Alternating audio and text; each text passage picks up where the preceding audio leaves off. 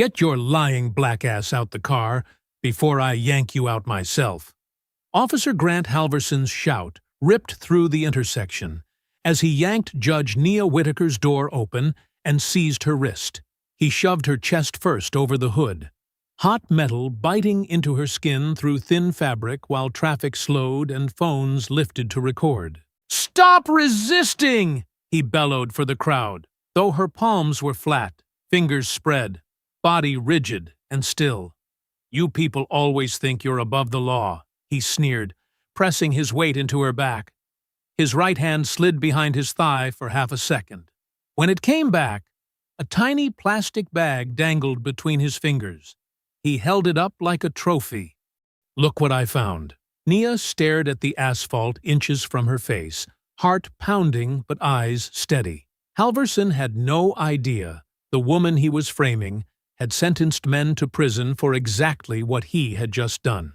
Before continuing, comment where in the world you are watching from and make sure to subscribe, because tomorrow's story is one you can't miss. The late afternoon sun cast long shadows across the city streets as Judge Nia Whitaker drove home from the courthouse. Her black sedan moved smoothly through traffic, her mind still processing the day's cases. The courthouse event had run long, but she'd maintained her usual poise throughout, her navy blazer still crisp despite the hours of wear. Red and blue lights suddenly erupted in her rearview mirror, shattering her thoughts. Nia checked her speedometer. She hadn't been speeding. Following procedure exactly as she'd advised countless others, she signaled and pulled to the curb, positioning her car well out of traffic. Through her mirror, she watched Officer Grant Halverson emerge from his patrol car. He took his time, adjusting his belt with deliberate movements, seeming to savor each step. His walk was pure theater, legs slightly bowed, as if he'd just dismounted a horse. Each boot hit the pavement with exaggerated authority. Nia kept her hands at 10 and 2 on the steering wheel, her breathing measured and controlled. She'd spent decades in courtrooms, facing down far more intimidating figures than this patrol officer. Still, something in his approach set off warning bells. Halverson stopped short of her window, positioning himself so she'd have to crane her neck uncomfortably to see him. "License and registration. Now." His voice carried a syrupy drawl that didn't match his city uniform. "Officer, I'm Judge Whitaker from the federal courthouse. I have my credentials right here." She moved slowly, telegraphing each motion as she reached for her purse. "Did I ask for your life story?" Halverson's tone sharpened. "Hands where I can see them!" Nia returned her hands to the wheel, noting how Halverson kept glancing toward his dash cam. His movements seemed rehearsed, each pause calculated for maximum effect. Traffic slowed around them, and she spotted a teenager on the sidewalk holding up a phone to record. "My federal ID is in my purse, Officer Halverson." She kept her voice steady, professional. "I'm happy to show it to you." He ignored the offer completely. "You know why I stopped you?" "No, sir, I don't." Taillights out. He gestured vaguely toward the rear of her car. Nia knew this was false. She'd checked all her lights just yesterday. "I don't believe that's correct, officer. I regularly maintain my vehicle." Halverson's jaw tightened. "Actually, your vehicle matches a description we received." The words came out with practiced precision, like lines read from a script. "We've had reports of similar vehicles involved in suspicious activity in the area." More cars slowed as they passed, drivers rubbernecking at the sight of a black woman being questioned by police. Nia noticed how Halverson seemed to pitch his voice louder, playing to this growing audience. "I can assure you there's been a mistake," Nia said, maintaining her composure despite the growing knot in her stomach. The stop felt wrong, staged somehow. Every few seconds, Halverson would glance at his dash cam as if waiting for some signal. "Step out of the vehicle." His voice rose another notch, clearly meant to carry to the gathering spectators. When she didn't immediately move, he barked louder. I said step out of the vehicle. Nia sat perfectly still, hands visible on the wheel, mind racing. In her years on the bench, she'd heard countless testimonies about traffic stops gone wrong. She'd seen the pattern, how quickly these situations could spiral. But she'd never expected to find herself on this side of it, watching it unfold in slow motion. More phones appeared in the hands of passing pedestrians. The afternoon sun caught Halverson's badge as he shifted his stance, deliberately widening his footprint. His hand rested casually on his holster, a subtle threat that wasn't subtle at all. "Ma'am, this is your final warning. Exit the vehicle now." Halverson's voice boomed across the street, drawing even more attention. His eyes gleamed with something that looked disturbingly like satisfaction. Through her window, Nia could see his nameplate clearly now, could see the slight tremor in his hands that betrayed excitement rather than tension. Officer Grant Halverson was putting on a show, and she was his unwilling co-star. The evening traffic slowed to a crawl as Nia stepped out of her car, keeping her movements deliberate and calm. Phones emerged from every direction, drivers, passengers, pedestrians all capturing what was unfolding. The setting sun cast long shadows across the street, turning the scene into a stark display of silhouettes against golden light. "Hands behind your head," Halverson commanded, his voice echoing off nearby buildings. "Move to the front of the vehicle." Nia complied, her heels clicking against the pavement as she walked forward. Her navy blazer, pristine from the courthouse event, now felt like insufficient armor. She could feel dozens of eyes on her, hear the murmurs of gathering onlookers. Without warning, Halverson grabbed her wrists, yanking them down and back with unnecessary force. He slammed her forward, bending her over her own car's hood. The metal felt hot against her cheek, still warm from the engine. Her shoulder joints screamed in protest as he twisted her arms higher than necessary. "Stop resisting!" Halverson shouted, though Nia hadn't moved a muscle. "I said stop resisting!" "I am not resisting," Nia stated clearly, loud enough for nearby phones to pick up. "This is unnecessary force, Officer Halverson." He responded by twisting her wrists higher. "Spread your legs." The command carried a note of satisfaction, of power being exercised simply because it could be. Nia remained still as Halverson began his pat-down. His hands moved with degrading thoroughness, lingering too long in places they shouldn't. Each touch felt like an intentional violation, designed to humiliate rather than search. A second patrol car pulled up, its lights adding to the circus atmosphere. Another officer stepped out but kept his distance, watching the scene unfold with practiced indifference. The crowd had grown larger, their phones capturing every moment. "Well, well, well," Halverson announced theatrically. "What do we have here?" His hand moved to her waistband with exaggerated precision. Nia felt something being pressed against her hip, something that hadn't been there seconds ago. "That's not mine," she said firmly. "Whatever you're claiming to find was not on my person." Halverson held up a small plastic bag, making sure the gathering crowd could see it. "Look what we got here, folks." His voice carried the fake surprise of a bad actor. "Seems like somebody's been carrying something they shouldn't." "I am a federal judge," Nia declared, her voice steady and clear. "I demand to speak with your supervisor immediately." "This is a clear violation of—" Halverson leaned in close, his breath hot against her ear. "People like you don't get to sit above us." The words came out in a whisper, meant for her alone, dripping with contempt. Then louder, for his audience.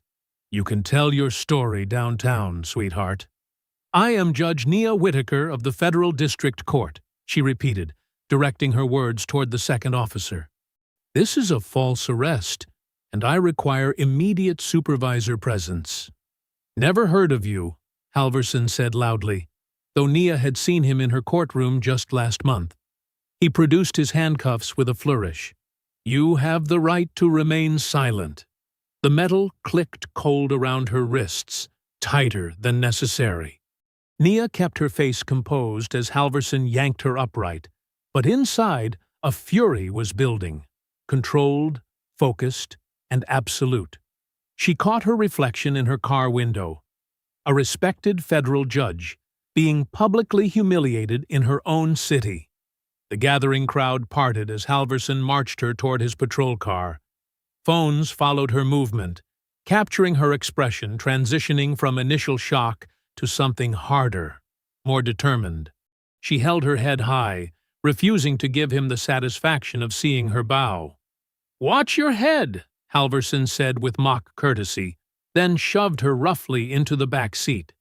The door slammed with finality, sealing her into the cage-divided space. Through the window, Nia could see people still recording, their phones aimed at her face like weapons. The second officer finally approached Halverson, their casual conversation visible but inaudible through the glass. They shared a look that spoke volumes. This was routine for them, just another day on patrol. As the car pulled away from the curb, Nia sat perfectly straight, shoulders back, chin lifted. The initial shock of the frame-up was crystallizing into something else, a cold, precise anger that she'd spent a lifetime containing. She watched her car grow smaller in the rear window, surrounded by people documenting her humiliation, and felt the familiar weight of injustice settling onto her shoulders. Not as a burden this time, but as fuel. The fluorescent lights buzzed overhead like angry wasps as Officer Halverson paraded Judge Nia Whitaker through the jail's processing area. The institutional walls seemed to amplify every sound. Footsteps, voices, the metallic clang of doors, creating an atmosphere designed to intimidate. "Got a special one for you tonight," Halverson announced to the desk sergeant, his voice carrying unnecessary volume across the room. Several officers paused their work to watch, some poorly hiding their smirks. The desk sergeant, a heavy-set man with thinning gray hair, peered at Nia over reading glasses. "Let's hear the report, Officer Halverson." Halverson cleared his throat theatrically, pulling out his notepad. Subject was observed driving erratically at approximately 6:45 p.m. Upon initial contact, subject displayed immediate signs of agitation and non-compliance with basic commands. "That's false," Nia stated firmly. "I require my attorney present before any further processing." The desk sergeant ignored her, nodding at Halverson to continue. Subject became increasingly confrontational. Halverson read on, each word carefully chosen to paint a picture that bore no resemblance to reality, demonstrated hostile body language, and refused to follow simple instructions. During the subsequent legal search, a substance believed to be illegal narcotics was discovered on her person. "I want my phone call," Nia said, her voice steady despite the rage building in her chest. "I have the right to contact my counsel immediately." The desk sergeant leaned back in his chair, taking his time to shuffle some papers. "We'll get to that. First, we need to process you properly." He emphasized the word properly with obvious satisfaction. "Public defender will be available in the morning." "I do not require a public defender," Nia replied. "I have private counsel. This is a deliberate delay of my rights, and you know it." Through the processing area's windows, camera flashes were already visible. News vans had begun arriving, their satellite dishes reaching into the darkening sky like mechanical trees. "Arms out," a female officer instructed, approaching with a pat-down wand. "Spread your feet."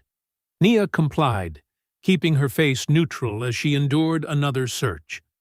Her judicial robe felt miles away now, but she maintained the same dignity she carried on the bench. Behind the processing counter, a small TV mounted to the wall was already showing the cell phone footage from the street.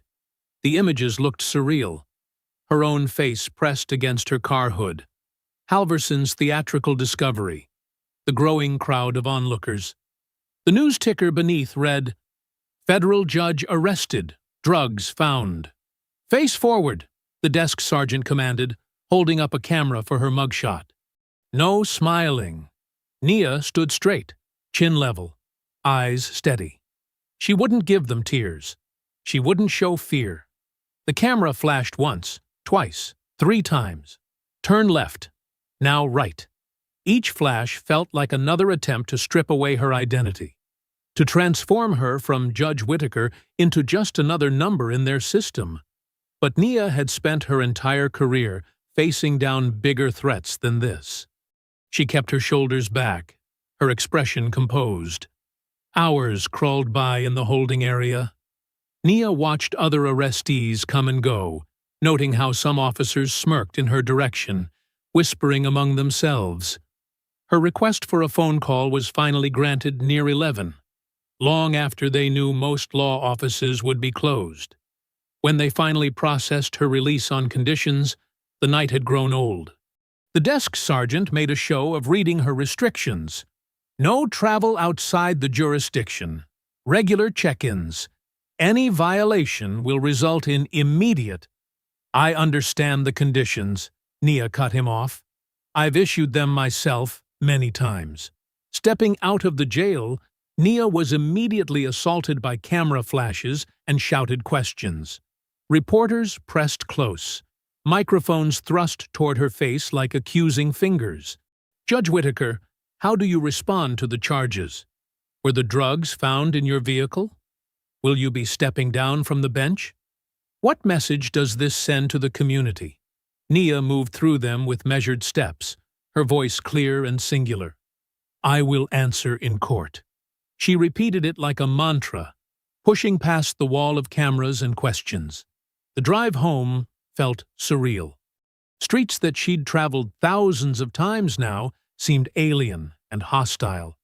Her house came into view just before midnight, dark and silent, looking more like a stranger's home than her own. As she approached her front porch, something caught her eye. A bouquet lay on her welcome mat, but even in the dim porch light, she could tell these weren't congratulatory flowers. The roses were dead, their petals black and withered, arranged with deliberate menace. No card, no signature needed. The message was clear enough.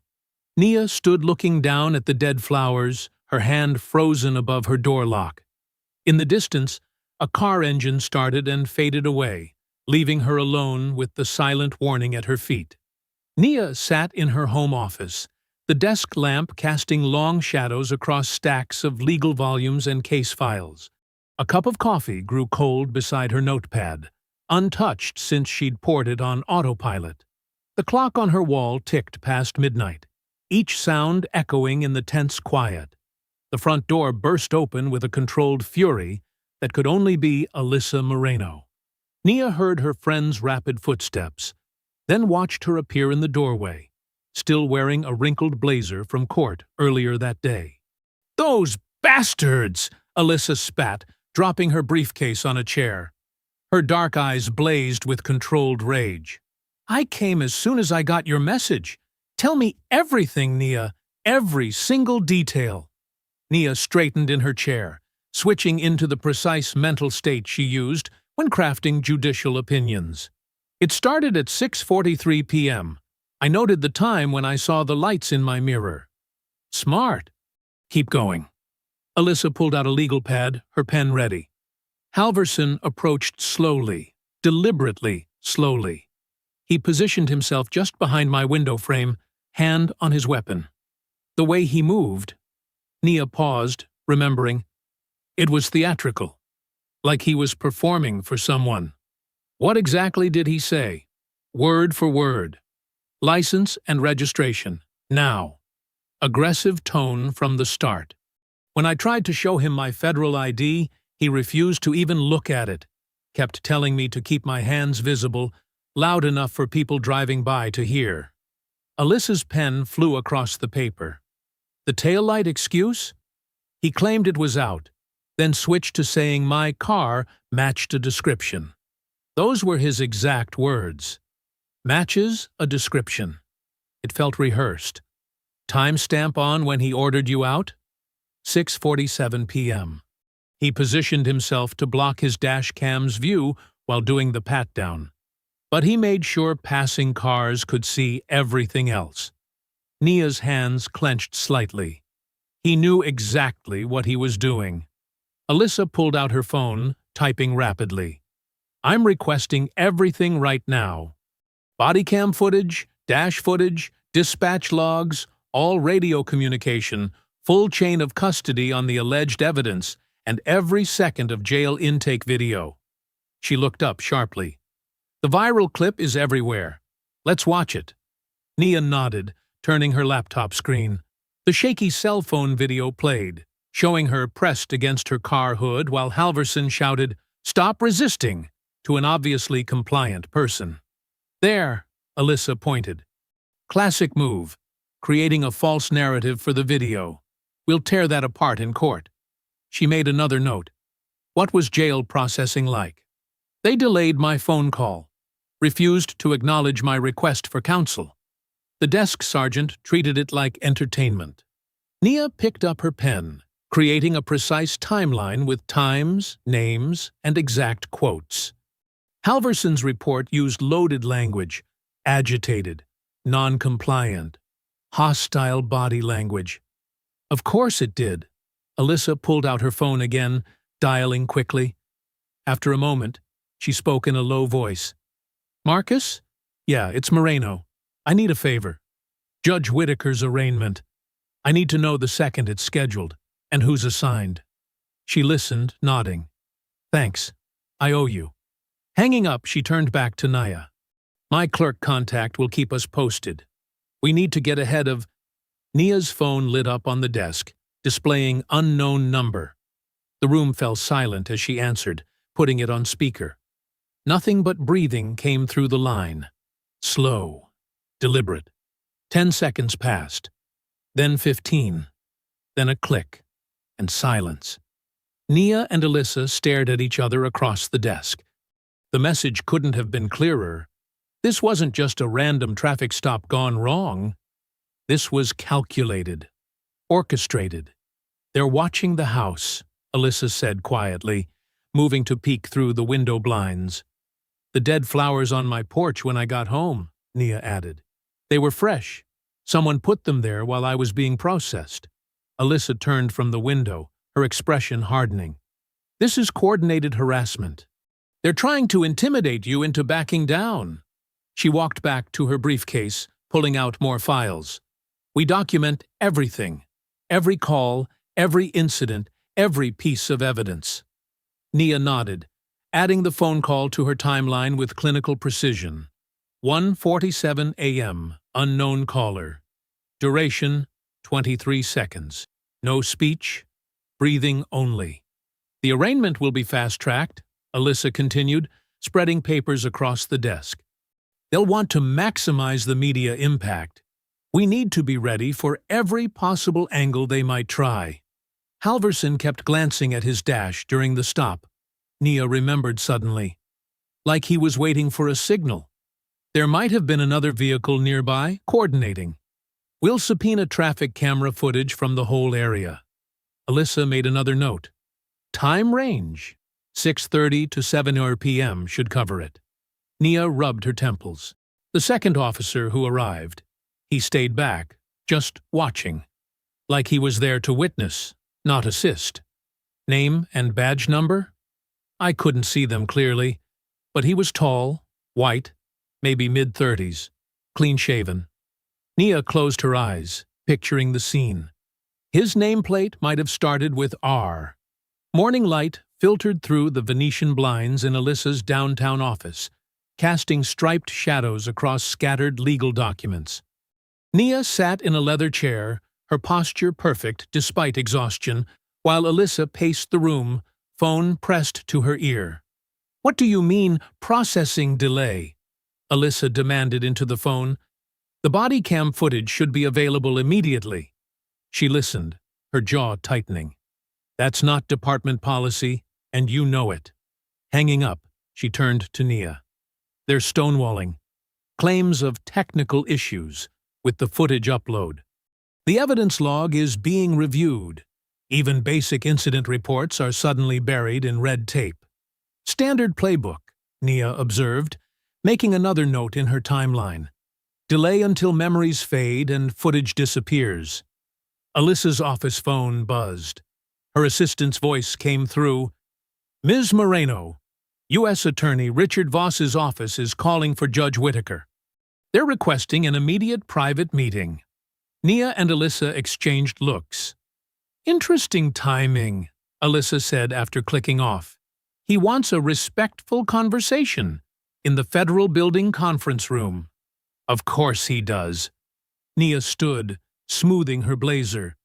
Time to hear their first offer. You shouldn't go alone. If I bring counsel, they'll say I'm escalating. Let me hear him out. Nia gathered her purse. I'll record every word in my head like a transcript. The Federal Building conference room was all polished wood and muted lighting, designed to make power feel civilized. Richard Voss stood when Nia entered, his silver hair and tailored suit projecting authority and concern. Judge Whitaker, he gestured to a chair. Thank you for meeting privately. This situation is unfortunate. Is that what we're calling a false arrest, Mr. Voss? Nia sat, her voice steady. Please. He smiled paternally. Let's keep this constructive. I'm here to help find a dignified resolution. Resolution requires evidence. I'd like to see the body cam footage. Ah! Voss steepled his fingers. About that. There seems to be some technical difficulty with the files, but that's exactly why I wanted to talk. This media circus, it's not good for anyone. The bench's reputation, the public trust, these things are delicate. So is due process. Indeed, he leaned forward, which is why I'm suggesting a quieter path, a dignified resignation, citing personal reasons, no charges filed, no more embarrassing headlines. Everyone moves on. Nia met his gaze. You want me to resign based on planted evidence and a false arrest? I want you to protect your dignity, Voss said smoothly. This doesn't have to become political. Some battles aren't worth the cost, especially when friends are offering a clean exit. Friends don't plant drugs on colleagues, Mr. Voss. That's a serious allegation, Your Honor. His tone chilled slightly. One that could damage a lot of careers if pursued, recklessly. So could tampering with evidence and violating civil rights. Nia stood.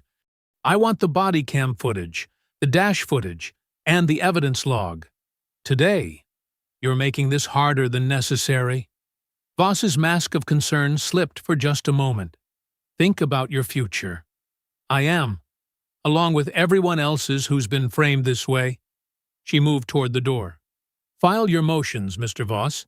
I'll see you in court. The drive home felt longer than usual.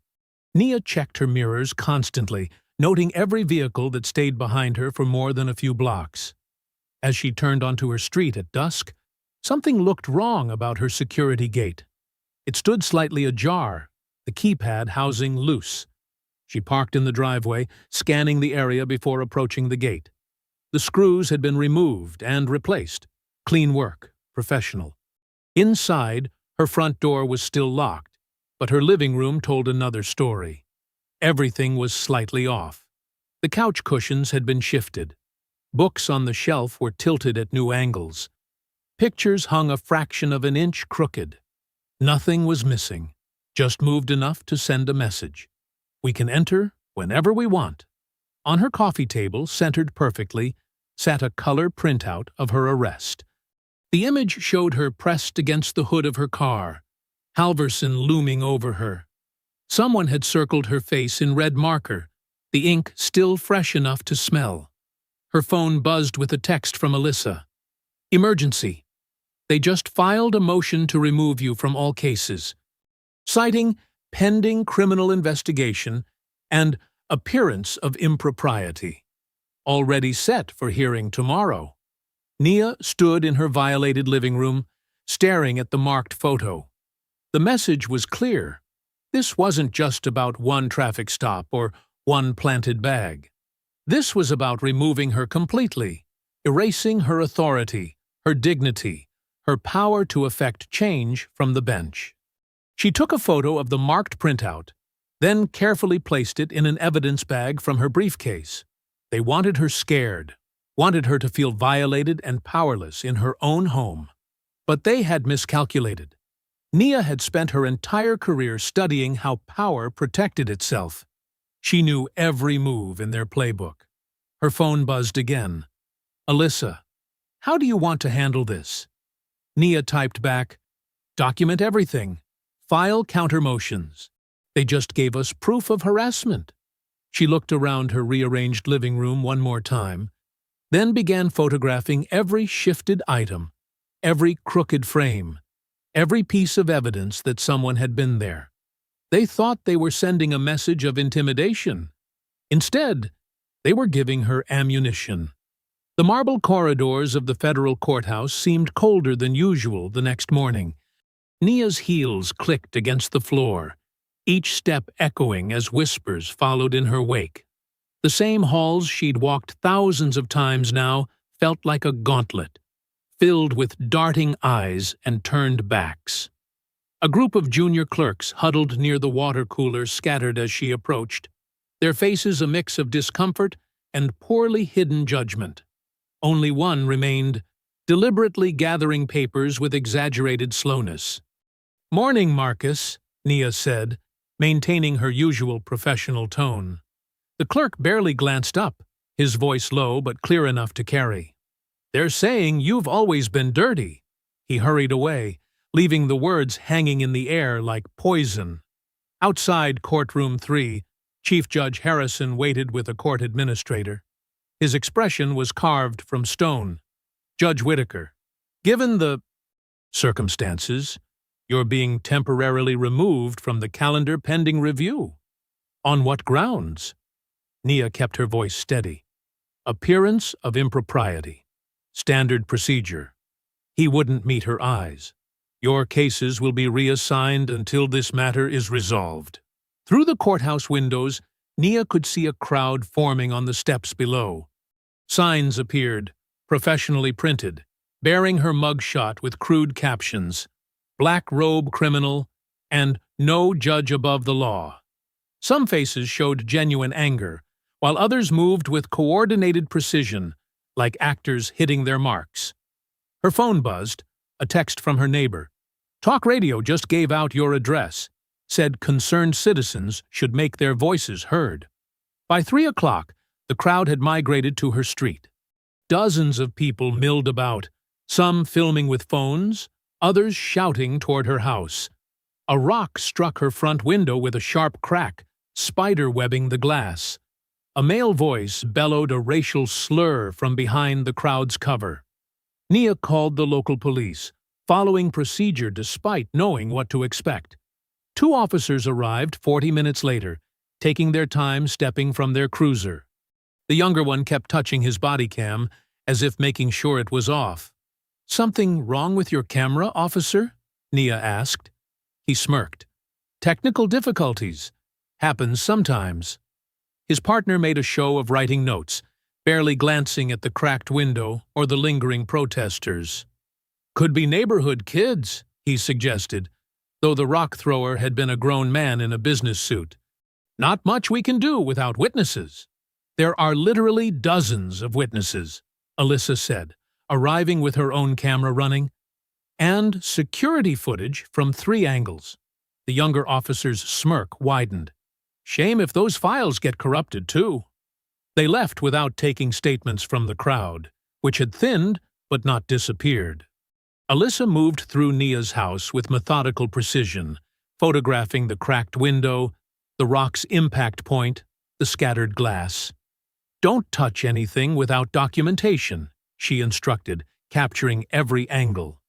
Every threat, every act of vandalism, every official failure to protect you.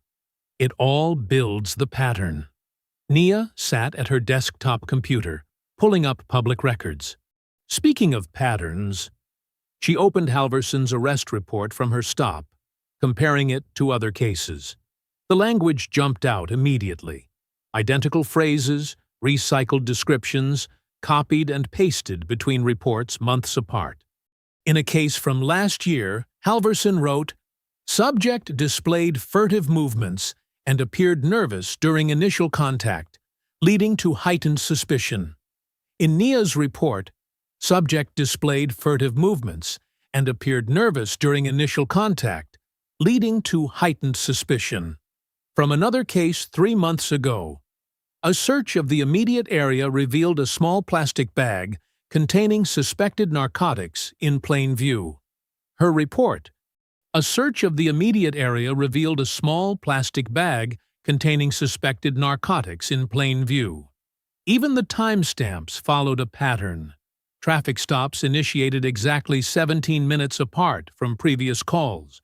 Searches conducted in precisely the same order with the same time intervals between steps. It was too perfect, too rehearsed. Alyssa looked over her shoulder at the screen. He's not even trying to hide it, just copying and pasting his way through frame-ups. "No," Nia said, opening more reports. "He's counting on no one looking closely enough to notice. How many defendants can afford to challenge these patterns? How many public defenders have time to cross-reference old reports?" Outside, another voice shouted from the street, followed by car horns and angry cheers. The protesters had found a new energy as darkness fell, their shadows stretching across her lawn like accusing fingers. Nia kept scrolling through report after report, each one adding to the emerging pattern. The same phrases, the same timing, the same choreographed dance of reasonable suspicion and probable cause, all leading to the same devastating results for those without her resources and training to fight back. The kitchen table disappeared under spreading files and laptops. Empty coffee cups dotted the surface like chessmen on a board. Alyssa's fingers flew across her keyboard, drafting emergency motions with practiced precision, while Nia constructed a timeline so detailed it read like a court transcript. "Motion for immediate preservation of all video and audio recordings," Alyssa muttered, her voice tight with controlled anger. "Motion for sanctions regarding delayed discovery responses. Motion to compel complete personnel files." She hit send on each filing, the electronic confirmation pings like tiny battle drums. Nia worked with surgical focus, her judge's training evident in how she dissected every second of the encounter.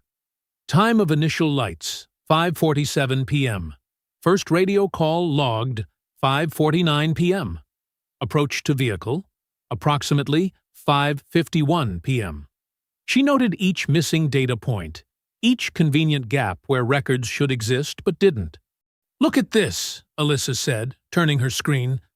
The first batch of body cam footage had arrived, heavily redacted and clearly incomplete.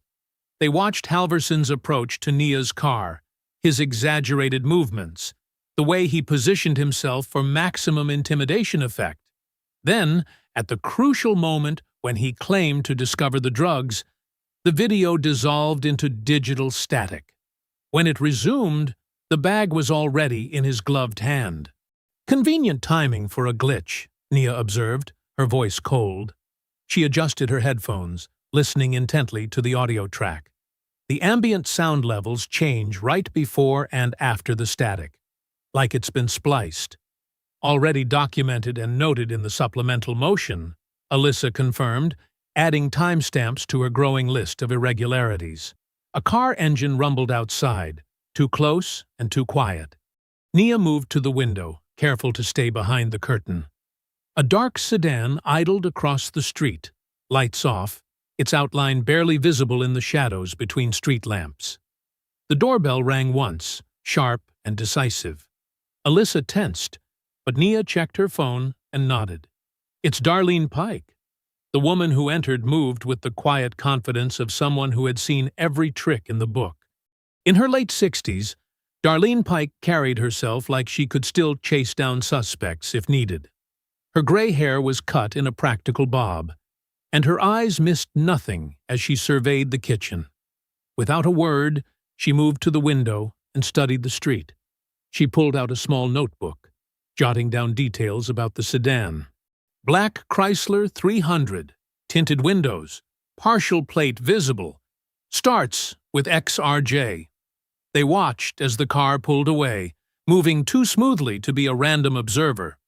Classic intimidation setup, Darlene explained, settling into a chair and accepting a cup of coffee. They want you sleep-deprived, jumping at shadows. The goal is to make you feel watched every second, until you crack or give up. Her matter-of-fact tone somehow made it less frightening, reducing the psychological warfare to simple tactics that could be countered. She pulled equipment from her bag. Small but professional-grade security cameras with independent power sources and cellular uplinks. First rule of evidence collection: redundancy. We're going to cover every angle of approach to your house, with backup systems for the backup systems.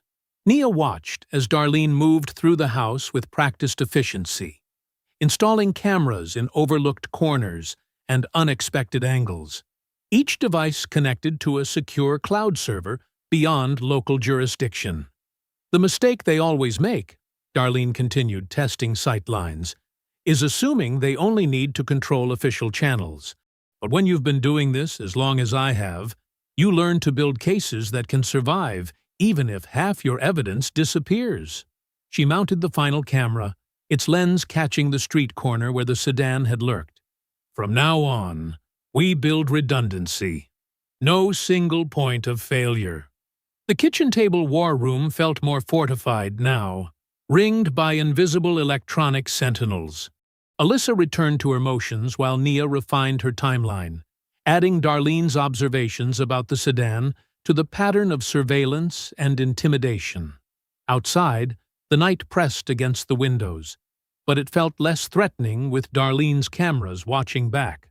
The retired investigator moved between monitors, fine-tuning each feed, building layers of protection against the darkness and whatever it might bring. The clock ticked toward midnight as they worked, each woman focused on her particular expertise. Alyssa wielding law like a sword, Nia mapping patterns with judicial precision, and Darlene ensuring that every move their opponents made would be captured, logged, and preserved beyond their reach.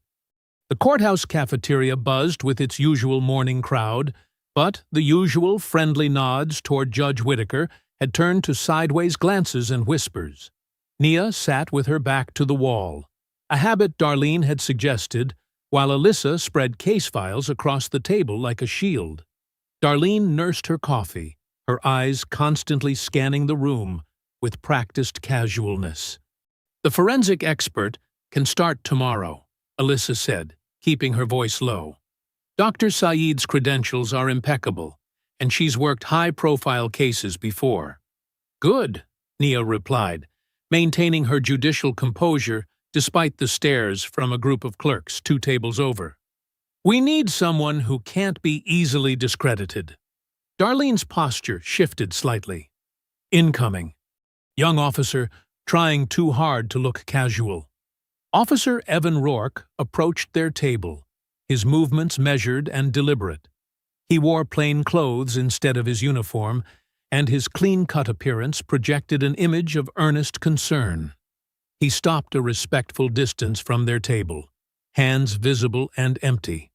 "Judge Whitaker," he said softly, "may I speak with you?" "It's about Officer Halverson." Alyssa's shoulders tensed, but Nia gestured to an empty chair. "Please sit, Officer Rourke." He settled into the chair, maintaining perfect posture. "What's happening to you isn't right," he began, his voice pitched low enough that nearby tables couldn't hear. "Halverson, he's done things like this before." Darlene watched his hands as he spoke, noting how they remained still on the table. Too still, like someone who had practiced appearing non-threatening. His eyes moved with similar precision, making just enough contact to seem sincere without staring. "You have specific information?" Alyssa pressed, her tone sharp. "There's been talk," Evan replied, glancing around before continuing. about a special unit that handles certain evidence differently. Halverson's connected to it somehow. I've seen him meeting with higher-ups in parking lots, off camera. Nia kept her face neutral, though her mind raced. Why come forward now? Because it's wrong, Evan said, conviction coloring his voice. I became a cop to help people, not to watch good judges get destroyed by corrupt officers. Alyssa's eyes narrowed. That's very noble. Do you have any proof of these meetings? Not yet, he admitted. But I might be able to get some. There's a coffee shop on 4th Street, The Daily Grind. I sometimes see Halverson there around 4, meeting people. If you want, I could let you know next time I spot something. Nia exchanged quick glances with both Alyssa and Darlene. The retired investigator's face remained carefully blank, but her eyes tracked every micro-expression crossing Evan's features. We appreciate you coming forward, Nia said carefully, revealing nothing. It takes courage to speak up against fellow officers. Just doing what's right, Evan replied, standing slowly. I'll text if I see anything useful. Be careful, though. There are bigger players involved than just Halverson. After he left, they sat in silence for a moment, processing the interaction. The cafeteria continued its morning routine around them, but their corner felt charged with tension. Too polished, Darlene finally said. His body language was rehearsed. Clean hands, manicured nails, not typical for a street cop. He's either undercover or playing a role. Alyssa nodded. The timing feels convenient. Right when we're pushing for discovery, a friendly face appears with vague promises of help? But we can't ignore potential evidence, Nia pointed out, years of judicial balance weighing each possibility. If there really is a special unit tampering with evidence. Which is why we proceed carefully, Darlene agreed. Let him think we're cautiously interested, but we verify everything independently. They spent the next few hours coordinating with Dr. Saeed, a forensics expert known for her meticulous attention to detail. Alyssa arranged for her to begin examining the evidence bags and seals first thing the next morning. Late afternoon, Nia's phone buzzed. A text from Evan. Be careful. Voss is involved. She showed it to the others. The message hung between them like a loaded gun. Potentially valuable information, but possibly a trap designed to make them show their hand. We move forward, Nia decided, her voice firm. But we do it our way. No meetings without recording devices, no information shared without verification, and everything gets documented in triplicate. Alyssa was already typing on her laptop. I'll have Dr. Saeed focus specifically on the evidence handling procedures first. If there really is a special unit mishandling evidence, it should leave traces.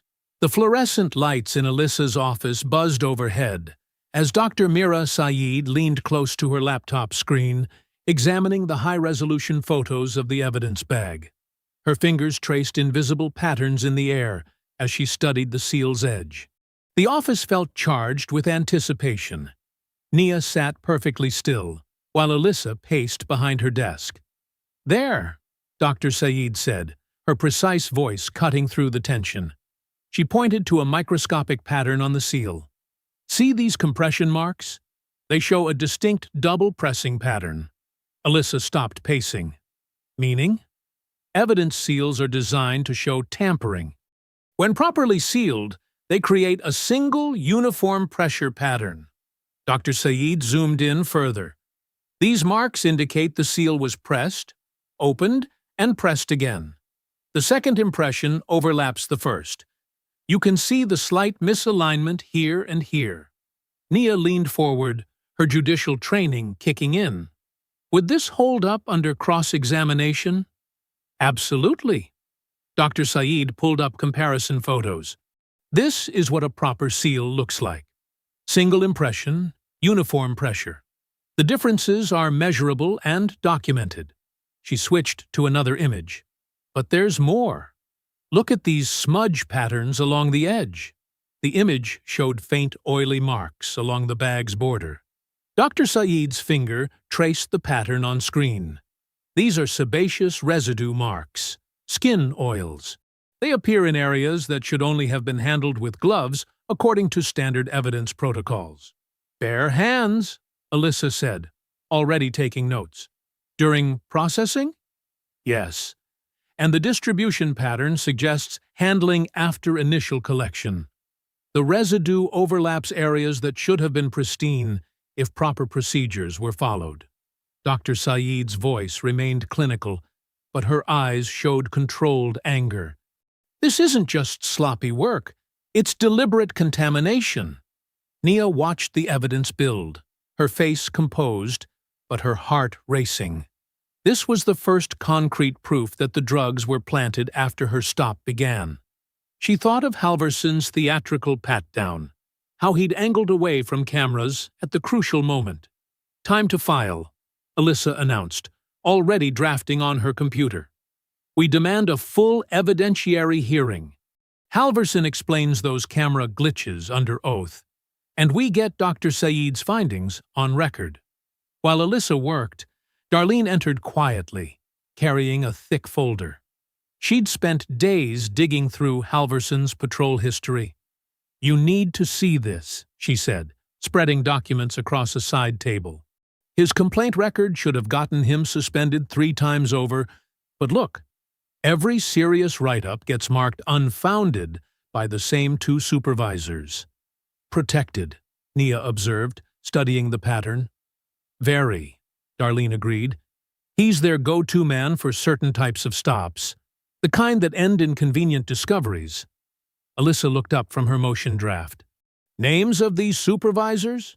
Lieutenant Marcus Walsh and Captain Stephen Reeves, Darlene reported. Both tied to internal affairs somehow, both with connections to Voss's office. Dr. Saeed gathered her materials carefully. I'll prepare a full report for the hearing. The evidence tampering is clear enough that even a hostile judge will have to acknowledge it. As if on cue, Nia's phone buzzed with a news alert. The local paper's website had updated its coverage. Questions raised in judge arrest. Evidence handling under scrutiny. The article was cautious, but noted inconsistencies in the arrest report. They're hedging their bets, Alyssa observed. They can smell which way the wind's blowing. Which means we need to be extra careful, Darlene warned. This is when they get desperate. When their story starts falling apart, they escalate. Nia nodded, remembering similar patterns from her civil rights cases. We document everything. No meeting alone, no unsealed evidence, no unrecorded conversations. Dr. Saeed packed her laptop with methodical precision. I'll have the full analysis ready by morning. The compression patterns alone are damning, but I want to run additional tests on the residue distribution. They wrapped up the session as evening settled over the city. Alyssa's motion would hit the court first thing tomorrow, demanding both the hearing and preservation of all related evidence. The momentum felt like it was finally shifting. Nia drove home through familiar streets, streetlights casting alternating patterns of light and shadow across her dashboard. She felt cautiously hopeful, but remained alert. She'd learned long ago that justice required both patience and vigilance. Pulling into her driveway, she noticed something wrong in her headlight's beam. She parked and walked around her car slowly, her phone's camera already recording. There, carved deep into the driver's side door, was a crude slur. The letters were jagged, angry, not just vandalism, but hatred made visible. Nia didn't flinch. She photographed the damage from multiple angles, careful to capture the depth and pattern of the scratches. She logged the time, date, and location in her ongoing documentation. Then, standing in her driveway under the security lights she'd installed, she spoke clearly for the recording. You're giving us motive. Every act of intimidation is one more piece of evidence. The morning sun cast long shadows across the courthouse steps as reporters clustered like hungry predators. Camera lights flashed against the limestone walls, while Nia and Alyssa approached, maintaining their practiced composure. Microphones thrust forward like accusing fingers. "Judge Whitaker, how do you respond to the new allegations against Dr. Saeed?" The question hit like a physical blow. Nia hadn't even reached the courthouse doors when her phone buzzed with the breaking news. Forensic expert under investigation. Previous cases called into question. An anonymous source had filed a complaint claiming Dr. Saeed falsified results in another jurisdiction. Alyssa stepped forward, shielding Nia from the cameras. "No comment at this time. We stand by our evidence and look forward to presenting it in court." Inside the courthouse lobby, Alyssa's phone chimed with an urgent email. Her face tightened as she read. "Ethics complaint," she said quietly. "They're claiming I pressured potential witnesses." She showed Nia the notice. Vague allegations about inappropriate contact with officers, threatening severe professional consequences. "They're trying to neutralize everyone who can help us," Nia observed, her voice steady despite the growing knot in her stomach. She checked her own phone, finding texts from her security company. The cameras at her house had supposedly malfunctioned overnight, the same night her gate lock was tampered with again. They were halfway to the courtroom when Evan Rourke appeared, flanked by 2 senior officers. His earnest expression was gone, replaced by something cold and practiced. He nodded to his superiors and began reading from a prepared statement. "I need to report attempts to influence an ongoing investigation," he announced, loud enough for nearby clerks to hear. "Judge Whitaker approached me multiple times, attempting to pressure officers into changing their statements." Nia felt the air leave her lungs. Every conversation with Rourke, he had been recording, twisting, preparing this moment.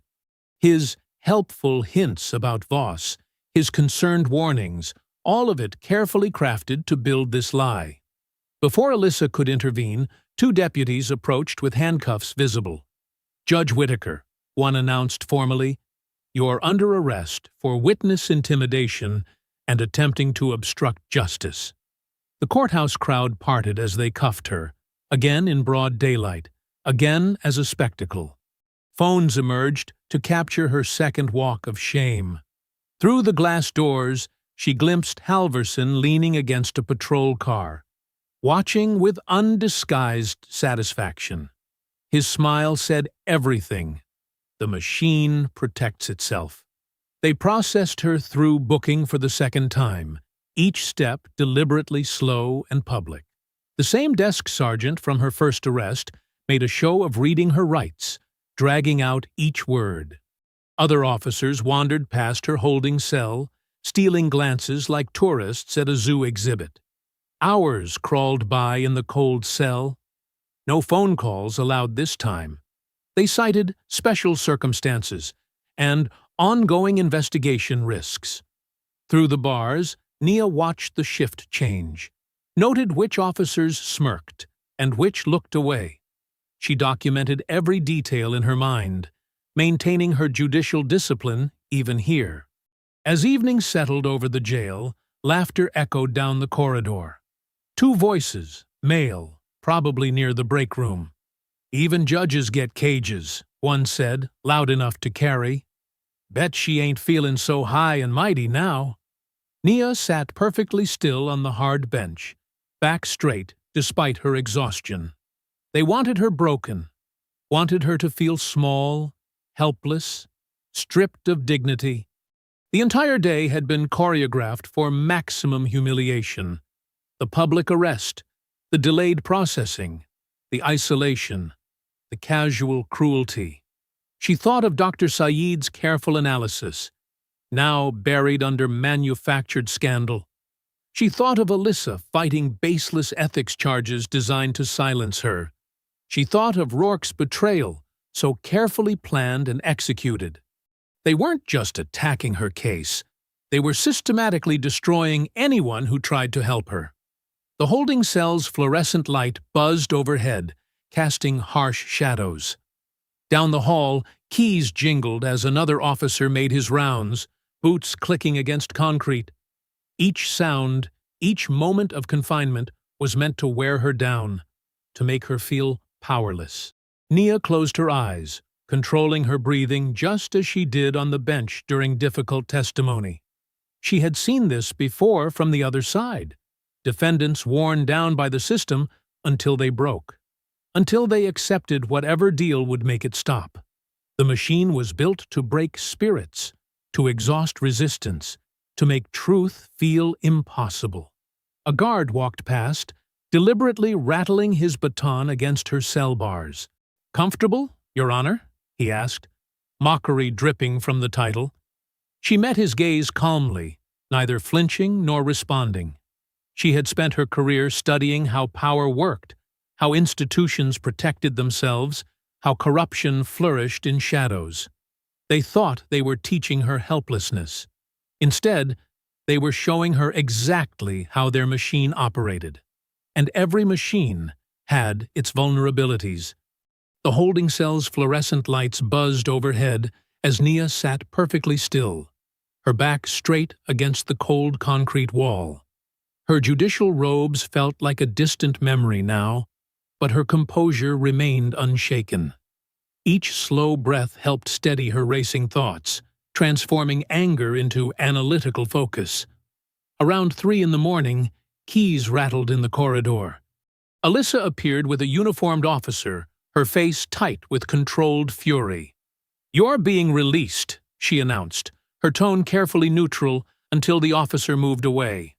They dragged out the paperwork as long as they legally could. In the empty booking area, Alyssa kept her voice low.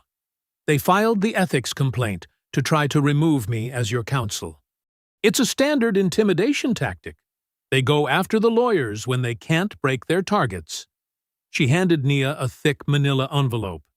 "But they didn't expect Darlene to spend all day building us a counter-strategy." Outside, the night air felt sharp and clean after hours in the cell. Darlene's car idled nearby, its headlights off. The retired investigator sat behind the wheel, alert despite the hour, scanning the parking lot with practiced attention to detail. "Get in," Darlene said simply. "We need somewhere private to talk." They drove in silence until reaching an all-night diner on the outskirts of town. Darlene chose a corner booth with clear sightlines to all exits. A tired waitress brought coffee none of them would drink. "We've been playing defense," Darlene began, spreading photographs across the table. "That's exactly what they want. They control the timing, the narrative, the evidence chain. We need to flip their playbook." Nia studied the photos, surveillance shots of Halverson's recent traffic stops, his interactions with other officers, his pattern of targeting specific types of drivers. "He's methodical," she observed. "Repeats the same approaches, same phrases, same body language." "Exactly," Darlene nodded. "Predators have patterns. They get comfortable with methods that work.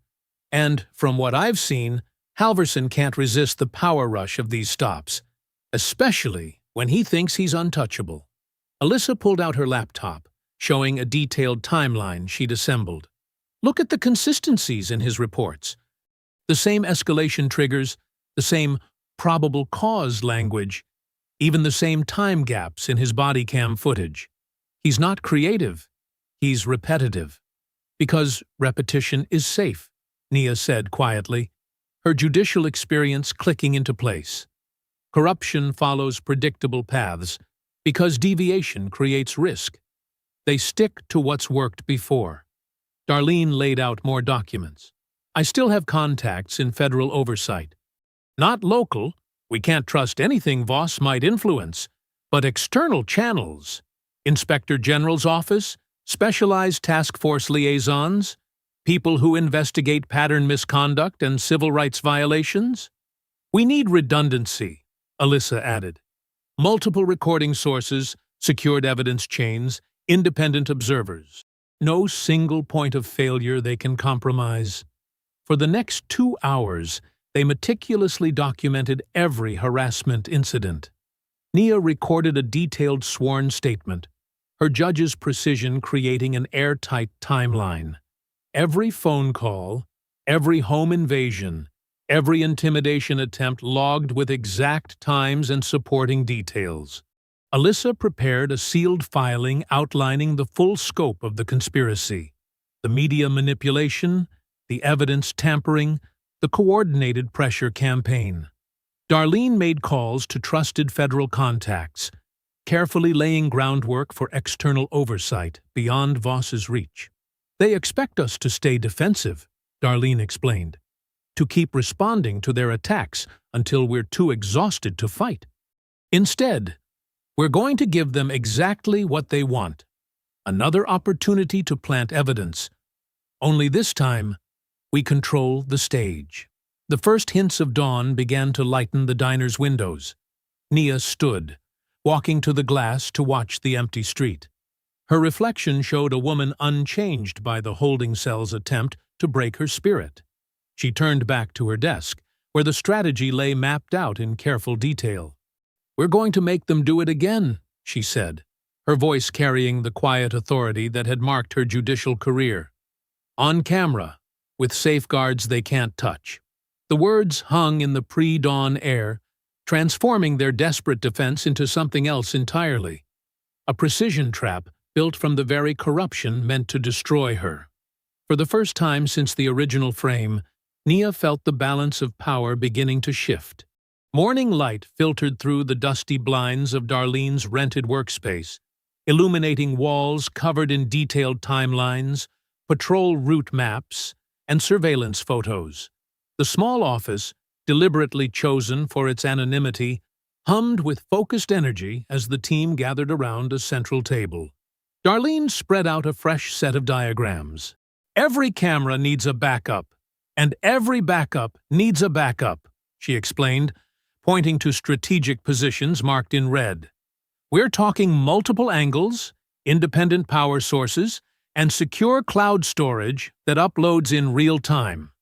Nia studied the layout, her judicial mind dissecting potential weak points. What about transmission interference? They could try to jam signals. Already covered. Darlene pulled out a collection of small devices. "These are military-grade recording units. Even if they block wireless, they store locally with tamper-evident seals. We'll have observers retrieving memory cards the moment anything happens." Alyssa paced the room, her usual confidence tempered by the ethics complaint hanging over her head. "We need additional legal protection. They're trying to isolate us by threatening my license. That's why I called Harold," she continued, gesturing to the distinguished older attorney who sat quietly reviewing documents. Harold Kimball's reputation was spotless after 30 years of defense work, exactly the kind of co-counsel they needed. "The ethics complaint is a standard intimidation move," Harold observed, his voice carrying decades of courtroom authority. "By bringing me in, we create a buffer. They can't claim witness tampering when every interaction is monitored by independent counsel." Darlene moved to a street map marked with highlighted routes. "We need to give Halverson an opportunity he can't resist. Predictable timing, unavoidable location, and just enough pretext to make him feel justified." "A vehicle compliance check," Nia suggested, drawing on her knowledge of traffic court patterns. "Something minor but documented, enough to create a lawful stop scenario." Harold nodded approvingly. "Smart. We'll file the proper notifications, create a paper trail showing you're addressing it, make it look routine." Alyssa opened her laptop, pulling up statistical data. Halverson's patrol patterns show he frequents these 3 corridors during specific time windows. If we time it right, he'll be the responding officer. "But we control the evidence chain this time," Darlene added, displaying a set of specialized security seals. "These are FBI grade, with unique identifiers that can't be duplicated. Anything they try to plant will show tampering." The team spent hours refining positions for the surveillance network. Each camera location was chosen for maximum coverage and minimum visibility. Backup power supplies were tested. Storage systems were encrypted and verified. Remember, Darlene instructed as they reviewed the technical details. "We're building layers. If they compromise one system, 3 more are running. If they block one angle, 4 others are recording. No single point of failure." Harold drafted careful legal documentation to protect their strategy. "Everything by the book," he emphasized. "Every observer properly certified. Every device legally registered. Every procedure documented in triplicate." Nia absorbed it all with a judge's precision, understanding that success required perfect execution. They couldn't afford a single misstep that might invalidate their evidence. As afternoon light slanted through the windows, they moved to rehearsal. Nia stood in the marked position where the stop would likely occur, practicing the exact responses that would give Halverson no excuse for escalation. "Keep your hands visible," Darlene directed. "Movements slow and deliberate. Give him nothing to misinterpret." "Voice calm and steady," Harold added. "No matter what he says, maintain absolute composure. We need his aggression to be clearly unprovoked." They ran through the scenario multiple times, refining each detail. Alyssa monitored sight lines while Darlene tested camera angles. Harold evaluated every interaction from a legal perspective, identifying potential challenges they'd need to address. The sun was low when they finally paused.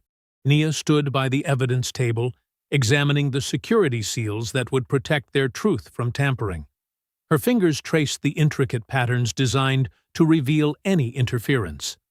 Alyssa moved beside her, both women studying the tools that might finally expose the corruption that had tried to destroy them. Their eyes met with shared understanding. This was their chance to transform humiliation into justice.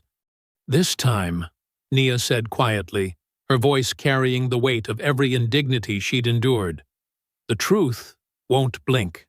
Early evening painted the city streets in amber and shadow as Nia guided her car along the carefully selected route. Her hands rested at 10 and 2 on the steering wheel, perfectly visible through the windshield. The weight of hidden cameras and watchful eyes pressed against her consciousness, but her face remained neutral, composed. Traffic moved sluggishly around her, creating the perfect stage.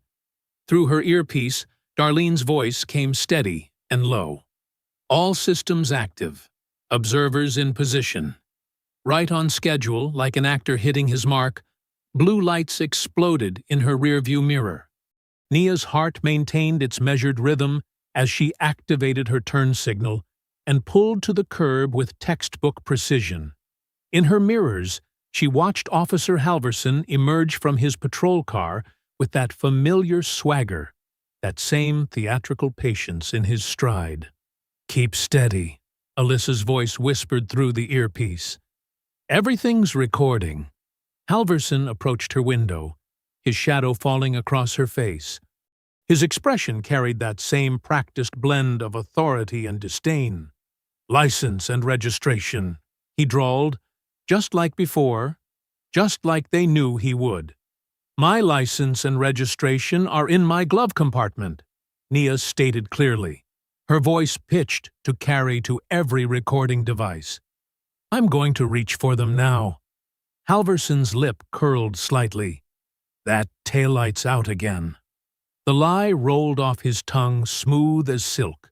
Then, right on script, "Vehicle matches a description we received." Behind him, phones appeared in windows and doorways. An audience gathered, just as he wanted. His voice rose accordingly, playing to the crowd. "Step out of the vehicle." Nia narrated each movement with precise clarity. "I am unbuckling my seatbelt now. I am opening my door slowly. I am stepping out with my hands visible." Halverson's confidence seemed to swell with each passing second. He positioned himself exactly as before, angling his body to block the clearest sight lines from the street, certain his body cam would conveniently malfunction at the crucial moment. "Hands on the hood," he commanded, voice rising further. "Spread your legs." Nia complied with fluid grace, each movement measured and documented. Hidden cameras captured every angle Halverson thought he was blocking. The subtle shift of his weight, the practiced motion of his hands, the moment he believed himself invisible to scrutiny. Multiple feeds confirmed. Darlene's voice came soft in Nia's ear. Every angle covered. Halverson began his pat-down with aggressive precision, his movements designed to humiliate. His hand slipped briefly to his pocket, the moment they'd been waiting for. With the same fluid motion he'd used before, he attempted to plant the bag. Nia felt the subtle pressure as he tried to slip it near her waistband. Her jaw tightened fractionally, but she remained perfectly still, denying him any excuse for escalation. Let him own this moment completely. Around them, the crowd had grown. Phones recorded what they could see, but the hidden cameras captured everything. Every angle, every movement, every deliberate deception. In nearby vehicles and buildings, professional observers documented each second with practiced precision. Something in the air shifted. Perhaps it was the quality of the silence, or the way the gathering crowd felt different from last time. Halverson's confidence wavered for just a moment. His eyes flicked to his dash camera, then swept across the watching faces. The swagger in his voice cracked slightly. "What did you do?" he hissed, low enough that only Nia could hear. Nia's response came soft and clear, pitched perfectly for every recording device. "Nothing. I followed instructions." Traffic continued to crawl past. The evening light caught the badges of observers positioned strategically throughout the scene. Halverson's hand moved to his belt, his certainty visibly crumbling as he registered the weight of unseen eyes. The planted bag sat exactly where he'd placed it, but now it felt like a burning coal against his fingertips. Every movement, every word, every subtle shift of his body had been captured from multiple angles. The control he thought he wielded had transformed into a snare around his own ankles. Phones continued to record. Hidden cameras whirred. Professional observers made careful notes, and Nia remained perfectly still against the hood of her car, her composure a stark contrast to Halverson's growing unease. The carefully orchestrated trap had sprung exactly as planned, catching its target in a web of his own making. Every second was preserved, every angle covered, every deception documented beyond dispute. The truth, for once, would not be edited away. In a windowless room humming with electronics, screens lined the walls displaying synchronized footage from multiple angles. Nia sat between Alyssa and Darlene, watching the evening's events unfold in pristine digital clarity. Federal oversight agents moved efficiently around them, logging timestamps and cross-referencing feeds. "Play it again," Darlene instructed, her eyes fixed on the center monitor. "Focus on his left pocket. Time index 1942. The footage rolled with crystal precision. From 6 different angles, they watched Halverson's hand move in that practiced motion, reaching, positioning, planting. No glitches, no convenient camera failures, no angles blocked. "Freeze there," said a senior oversight agent. He pointed to a clear shot of the bag. "Enhance quadrant 4. The image sharpened, revealing a tiny batch marking on the evidence seal. Darlene leaned forward, her expression tightening. "That sequence, I've seen it before." She pulled out a thick file, fingers moving with practiced efficiency through documented cases. Here, and here, and here again. She laid out 3 arrest reports, each featuring identical batch numbers. Same markings, different arrests, months apart. "That's statistically impossible with proper evidence procedures." Alyssa studied the pattern. "These are all Halverson's arrests?" "Not all," Darlene replied. "Different officers, same unit, same marking system. The drugs are coming from somewhere consistent." The senior agent made a call. Within minutes, a warrant was processed. As they waited, More footage revealed the depth of coordination. Halverson's movements weren't just practiced, they were choreographed, following a protocol refined through repetition. Check the metadata on those other arrests, Nia suggested, her judicial experience surfacing patterns. Look for supervisory sign-offs, handling authorizations. Digital records filled new screens. Names began connecting to names. Authorizations linked to specific supervisors. Chains of custody showed impossible overlaps, the same evidence apparently being logged in multiple cases simultaneously. There, Darlene pointed, that storage reference keeps appearing, but it's not in the main evidence system. The warrant came through. Teams mobilized quietly. In a forgotten corner of an administrative building, behind a door marked Maintenance Storage, they found it. Shelves of carefully cataloged drugs, each marked with the same batch coding system. A librarian's precision applied to systematic frame-ups. The logbook, Darlene murmured, scanning seized documents. Every withdrawal matches an arrest date. They weren't just planting evidence, they were running a supply chain. Financial records emerged next. Shell companies, consulting fees, private detention contracts, campaign contributions flowing through carefully laundered channels. At the top, U.S. Attorney Richard Voss's signature authorizing special operations funding through intermediary accounts. The donor connection, Alyssa said, pieces clicking. Private prison profits tied to arrest quotas. That's why they wanted you gone, Nia. Your sentencing reforms threatened the pipeline. Evan Rourke's role crystallized in the documentation. Internal emails showed his careful placement, his instructions to gather intelligence and provoke reactions they could use against Nia. His warning about Voss had been calculated to make them slip up, reveal their defense strategy. He was their early warning system, Darlene explained, disgust evident in her voice, reporting back every conversation, every plan he could detect. More footage poured in as teams executed simultaneous warrants across the city. Security cameras captured supervisors rushing to offices late at night, desperately shredding documents. But the digital trail was already secured, backed up, duplicated across protected servers. Nia watched it unfold with controlled intensity. "How many cases?" she asked quietly. "How many people did they frame using this system?"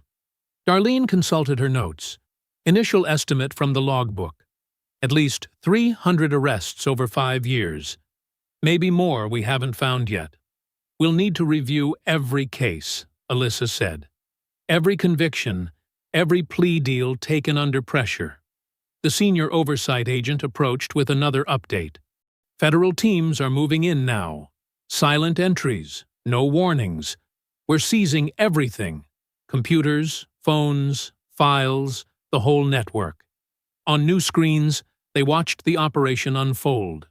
Officers in FBI windbreakers slipping through darkened doorways.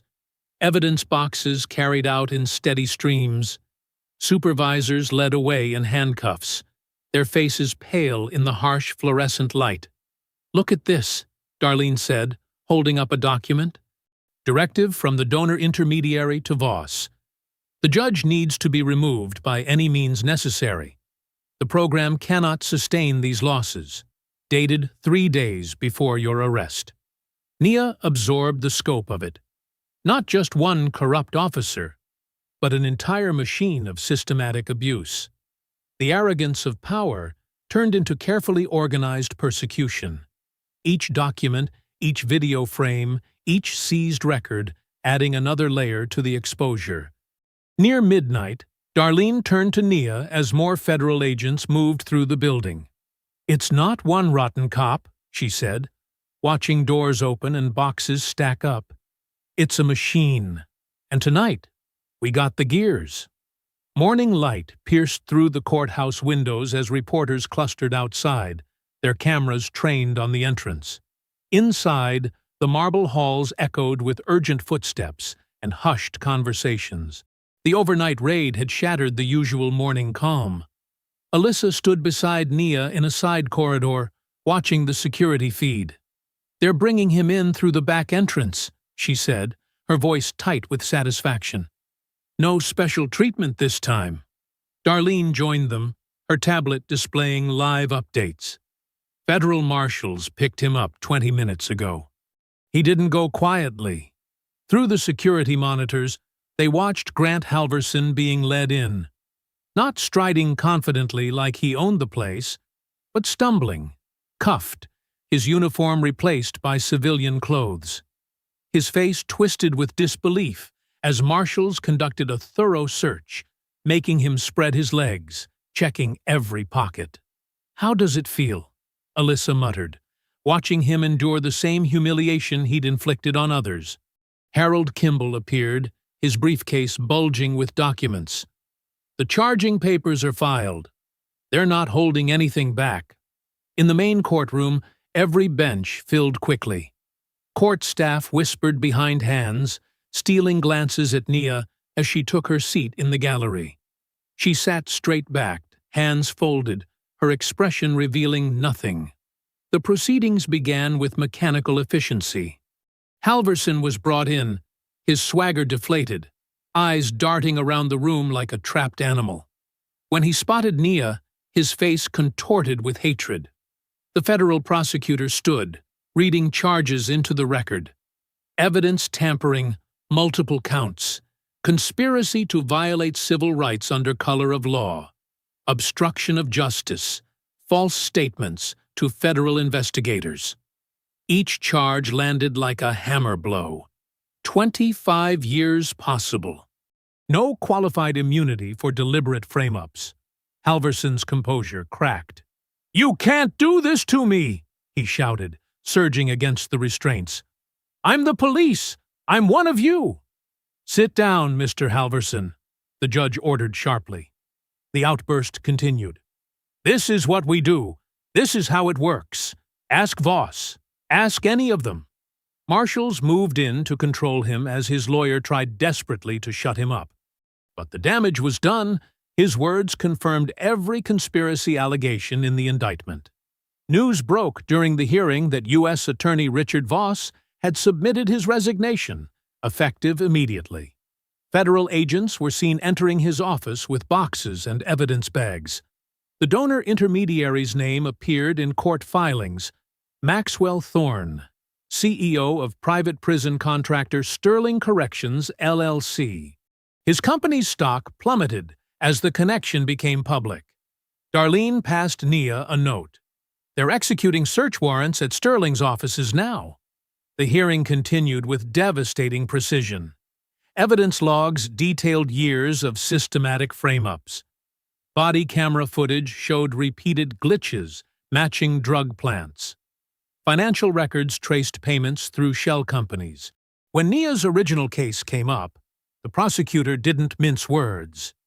"The government moves to dismiss all charges with prejudice, acknowledging clear evidence of misconduct and constitutional violations." The judge granted the motion immediately. "So ordered. Judge Whitaker, this court apologizes for the ordeal you've endured." Halverson slumped in his chair, the fight draining from him as reality set in. His lawyer whispered urgently about cooperation possibilities, but the damage was too severe. The conspiracy was too vast, the evidence too solid. As the hearing concluded, preparations began for Nia's formal reinstatement.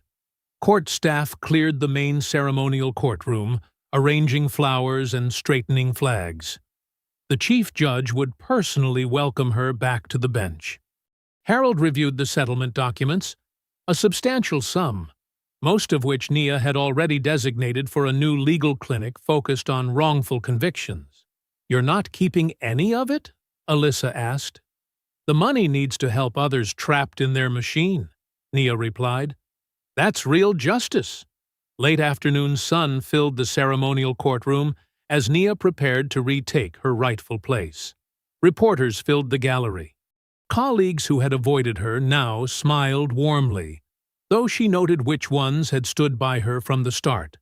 Through a side door, she glimpsed Halverson being led to holding, his eyes hollow, his shoulders slumped. The man who had towered over her on the hood of her car now shuffled in chains.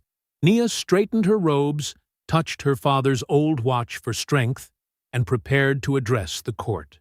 The chief judge's introduction faded into background noise as she focused on the words she needed to say.